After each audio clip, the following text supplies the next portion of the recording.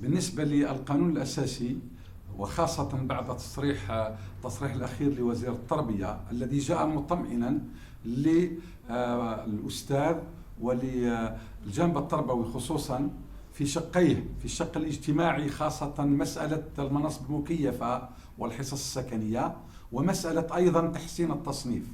فمربط الفرص ها هنا. نحن كنقابة طالبنا بأن يكون القانون الأساسي الحالي تراعى فيه مبادئ أساسية، وعلى رأسها مبدأ توحيد التصنيف، لأننا في تقديرنا نرى أن اليوم أكثر من 85% من الأساتذة الذين يشتغلون بأقدمية لا تتعدى 10 سنوات مهنيا، فهم خريجي الجامعات وحاملين نفس الشهادات، وبالتالي كل المبررات التي تذهب إلى تصنيف غير موحد يعني نستطيع أن نقول مبرراتها واهية. المبررات القوية هي إلى جانب توحيد التصنيف، إلى جانب توحيد التصنيف. لما نتكلم عن توحيد التصنيف فبين أسلاك التعليم في الأطوار الثلاث، وتوحيد التصنيف أيضا بين أسلاك الإدارة وأسلاك التفتيش، لأن كل ما يتعلق ما يجي عن أسلاك التعليم، إلى جانب تخفيض الحجم الساعي العام الأسبوعي للأستاذ. نحن طلبنا بهذا، ووزير التربية وعد بذلك في تصريحه أنه يكون مخرجات القانون الأساسي.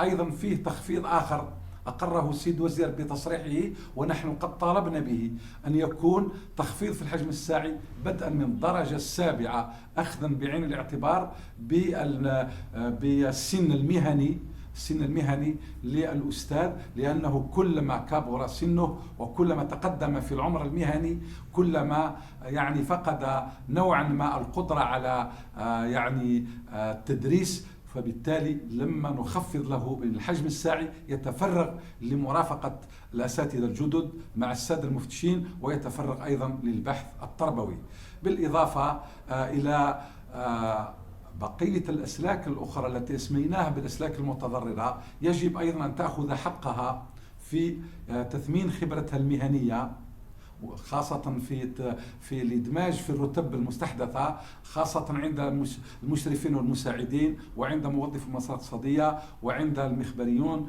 وعند أيضا موظفو التوجيه والإرشاد المدرسيين. وأيضا تثمين الشهادة العلمية. تثمين الشهادة العلمية في تقديرنا يجب أن تثمن الشهادة العلمية سواء في الإدماج كما هو أقر